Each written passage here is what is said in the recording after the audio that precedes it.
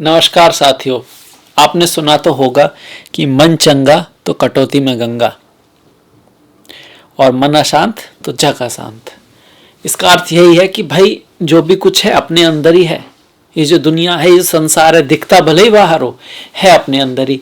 इसलिए जिसने अपने ऊपर काम किया है असली सफलता उसे ही मिली है, ना कि जिसने अपने लिए काम किया। जिसने अपने ऊपर काम किया है असली सफलता जीवन में उसे ही मिल सकती है, उसे ही मिली है। चलिए, मैं हूं आपके साथ डॉक्टर दिलीप और बहुत ही विशेष वीडियो मीन राशि के लिए लेकर हाजिर हुआ हूं। क्यों इतना विशेष वीडियो है? आपकी कुंडली के सम्राट कौन है? मीन राशि के सम्राट गुरु हैं। गुरु की राशि है, शहंशाह वही है आपके चार्ट के।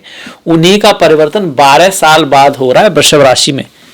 12 साल पहले अर्थात 2012 के मई में जो गुरु थे ना, वो इसी जगह थे आपके, और अब फिर से पूरा चक्कर काट के उनकी एक नई साइकिल की शुरुआत वृषभ से हो रही है। यहाँ पहुंच चुके हैं। वैसे भी 11 साल बाद सूर्य का ध्रुव बदल रहा है आपका, है ना, एक्सिस बदल रहा है। कब से? अप्रैल से। अब मई में आपका ये परिवर्तन आ रहा है 1 मई 2024 से, और ये 14 मई 2025 तक रहने वाला है। गुरु, देवगुरु बृहस्पति सौभाग्य को दिखाते हैं, भाग्य को दिखाते हैं, ज्ञान को दिखाते हैं, बड़ों के आशीर्वाद को दिखाते हैं, हमारे अच्छे कर्मों का जो रिजल्ट है, हमारे जो पुण्य है उसको दिखाते हैं। वहीं शनि थोड़ा हमारे हार्डवर्क लेके आते हैं, चुनौती लेकर आते हैं, कभी कभी हमारे गलत कर्मों का रिजल्ट भी लेके आते हैं। इसीलिए उनको बोलते हैं किसका? Sorrow of the Kalpurush. Kalpurush का जो सौरो है वो शनि दिखाते हैं। हमेशा नहीं, बहुत अच्छा भी देते हैं, पर रिप्रेजेंटेशन आता है तो इस तरह से। तो शनि का गोचर से लोग इसलिए डरते हैं। आपने सुना होगा शनि की ढैया है, कंटक शनि है और आपका साढ़े साती है। क्यों डरते हैं उससे? या पनौती है कि नॉर्मली नेगेटिव कर्म हमारा लेके आ सकता है अगर कुंडली में इस तरह की स्थितियां हैं तो। और वहीं गुरु का जो है वो ब्लेसिंग लेकर आता है, खास करके गुरु की दृष्टियों में अमृत होता है। वैसे भी एक गुरु अपने शिष्य के लिए हमेशा अच्छा ही चाहता है। जो गुरुदेव बृहस्पति है वास्तव में ब्रह्मा जी के पुत्र हैं, मानस पुत्र हैं, और इनके जो पिता हैं वो महर्षि अंगिराज जो है वो थे। और ये सप्त ऋषियों में भी आते हैं, ब्रह्म ऋषि में भी आते हैं, माता इनकी स्वरूपा है। खैर, ये जो गुरु का परिवर्तन है अति विशेष तो होता ही है हमेशा गुरु का परिवर्तन। अब कौन से भाव में आ रहा है? आपके तीसरे भाव में आ रहा है। आपकी कुंडली का सबसे महत्वपूर्ण ग्रह, मीन राशि का सबसे महत्वपूर्ण ग्रह अब द्वितीय भाव से तृतीय भाव में आ चुका है। जब तक द्वितीय भाव में गुरु थे तो धन पर, फैमिली पर, वैल्यूज पर, इन सब पर काफी फोकस था आपका, संतान पर, गुरुओं पर। अब फोकस बदलेगा जिंदगी का, चीजें थोड़ी दूसरी रास्ते पर जाएंगी। और वैसे भी एक नए समय की शुरुआत हो रही है इस साल अप्रैल के बाद से। मई स्टार्टिंग, ये एक तरह से नई साल है ये। तो यहाँ क्या फोकस होगा? सबसे पहले तो जान लीजिए कि सबसे ज्यादा शुभ असर कहां पर गुरु का रहेगा? वो रहेगा अपने से पंचम और नवम स्थान में। पंचम भाव जो होता है वो पूर्व पुण्य का भाव होता है। गुरु की पंचम दृष्टि जहां पड़े वहां पर आपको पुण्यों का रिजल्ट मिलता है अगर वो आपके हैं तो। यहां से देखिए 1 2 3 4 5, ये जो शादी वाला भाव है, जो बिजनेस वाला भाव है, यहां पर आपका पंचम दृष्टि पड़ रही है, 5वीं दृष्टि पड़ रही है। इसके साथ साथ एक होती है 7वीं दृष्टि, वो सभी की होती है, ये स्पेशल दृष्टि नहीं है, ये हर ग्रह की होती है 7वीं दृष्टि। और फिर जो एक और स्पेशल दृष्टि है वो कौन सी है? 9वीं दृष्टि, जो ज्ञान की है, जो धर्म की है, जो ब्लेसिंग की है और पितरों के आशीर्वाद की है। आपके पुण्यों का नहीं, आपके पितरों के पुण्यों का रिजल्ट भी आपको यहाँ से मिलता है।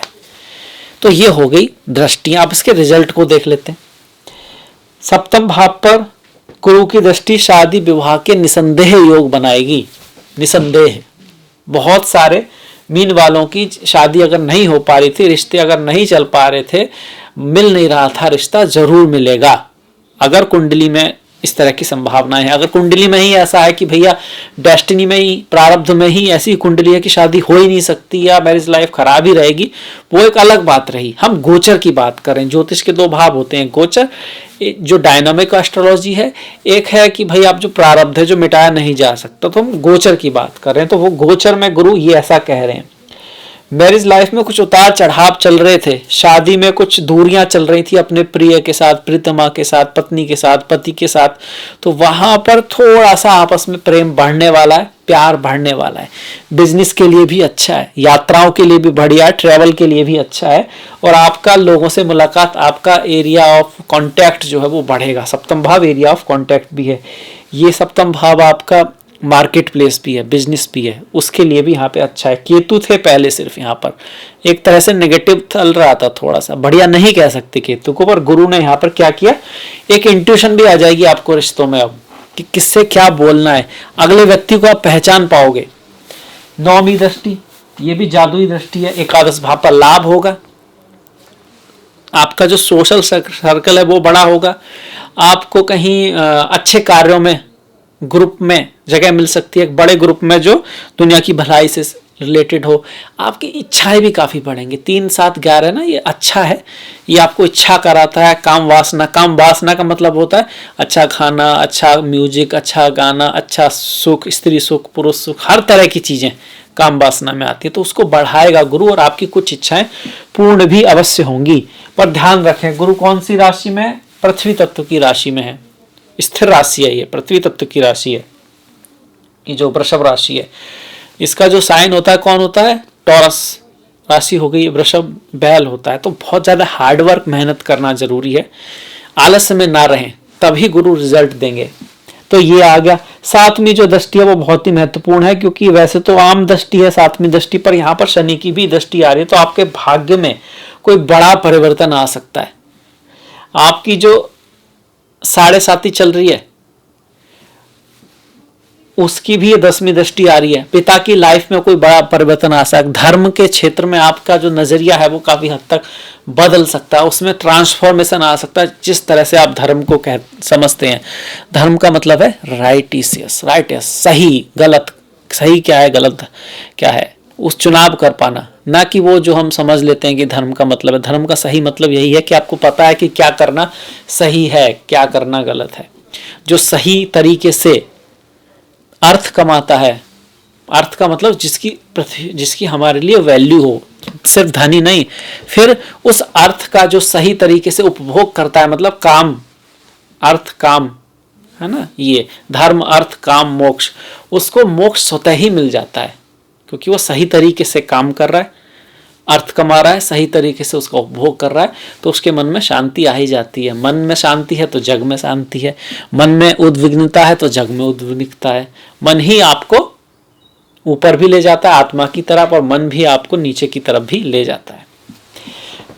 अच्छा, इस गुरु में शक्ति किसकी है, कहीं ना कहीं गुरु की राशि में राहु बैठे हैं, तो राहु की एनर्जी भी है, तो काफी हद तक यात्राएं, travel, change of place, foreign जाना, विदेश जाना, नॉलेज के प्रति आकर्षण, ये भी गुरु यहाँ लेकर आएंगे। तृतीय भाव में गुरु आए तो चेंज ऑफ प्लेस अक्सर दिखाते हैं, और आपके छोटे भाई बहनों की लाइफ में कुछ अच्छी चीजें भी हो सकती हैं, उनकी लाइफ में भी कुछ ऑस्पिशियस इवेंट्स यहाँ पर हो सकते हैं। आज से 12 साल पहले, मतलब 2012-13 में आपकी लाइफ में कुछ बड़े इवेंट हुए, तो उससे मिलते जुलते इवेंट हो सकते हैं। जैसे आपके परिवार में किसी की शादी हुई तो आपकी शादी हो सकती है, आपके परिवार में किसी की संतान हुई तो या तो आपके ही संतान हो सकती है, परिवार में कुछ हो सकता है, क्योंकि गुरु वहीं से घूम के उसी जगह आ रहे हैं ना, तो आपके वैसे ही ग्रहों को देख रहे हैं, तो उससे एक आइडिया लगाया जा सकता है। अगर जहां पर गुरु की दृष्टि पड़ रही है वहां पर आपके कुछ ग्रह बैठे हैं, तो और भी रिजल्ट ज्यादा बेहतरी से समझा जा सकता है, पर वो आपकी जन्म कुंडली में ही है। जैसे अगर शुक्र पर पड़ रही है तो धन आएगा, शनि पे पड़ रही है तो जॉब में चेंज आ सकता है, पर वो अच्छे के लिए होगा। इस तरह से बुध पर पड़ रही है तो आप राइटिंग में, कुछ सीखने में, बिजनेस में आपकी रुचि बढ़ सकती है। केतु पर है तो स्पिरिचुअलिटी, आध्यात्म की तरफ आप बढ़ सकते हो। राहु पर है तब भी आप ना बहुत सारे प्रयास करोगे, बहुत सारे आइडियाज आपके मन में आएंगे, कुछ सफल होंगे कुछ नहीं होंगे, पर आप बड़ा ज़्यादा भयंकर प्रयत्न करने की तरफ बढ़ोगे अगर राहु है। अगर मंगल है तो कन्फ्लिक्ट वगैरह से थोड़ा सा बचना होगा आपको, पर धन को बढ़ाएगी, क्योंकि आपके लिए धन के और भाग्य के स्वामी अगर मंगल यहाँ कहीं बैठे हैं तो ये जन्म कुंडली पर डिपेंड करेगा। अगर आप देख सकते हैं तो देख भी सकते हैं। अब ये सब हो गया हमारा। अच्छे रिजल्ट लेने के लिए क्या करें? गुरु किसके स्वामी है? ज्ञान के, धर्म के, शास्त्रों के, पूर्वजों के आशीर्वाद के। आशीर्वाद आपके पास रहना चाहिए, आपके माता पिता का, गुरुओं का, बड़ों का। धर्म पे आपको चलना होगा, सही रास्ते से आप प्रयत्न करेंगे तो ये तृतीय भाव का गोचर भी आपको अच्छे रिजल्ट जरूर देगा। देखिए चंद्रमा से वैसे तो 2, 5, 7, 11 में ही सबसे बेस्ट माना गया है, पर अगर हम लग्न से देखते हैं तो तृतीय भाव में भी अच्छा है, और गुरु का गोचर वैसे हर जगह से अच्छा ही होता है। हाँ, सबसे बेस्ट 2, 5, 7 ये ज़्यादा बढ़िया, 9, 11 इसमें ज़्यादा बेस्ट मानते हैं। तो अब मैं इस वीडियो को समाप्त करता हूँ। होप आपको अच्छा लगा होगा। लाइक कीजिएगा, सब्सक्राइब कीजिएगा, कुछ ना कुछ कमेंट जरूर कीजिएगा। अगली मुलाकात तक अपना ख्याल रखिएगा। नमस्कार, धन्यवाद।